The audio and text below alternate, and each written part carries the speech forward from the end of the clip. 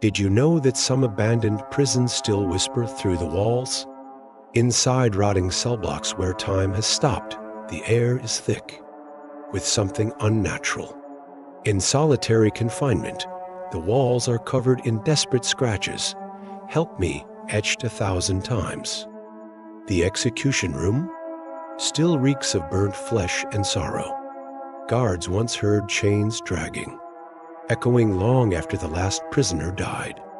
A dark mist creeps through the corridors, taking shapes, watching.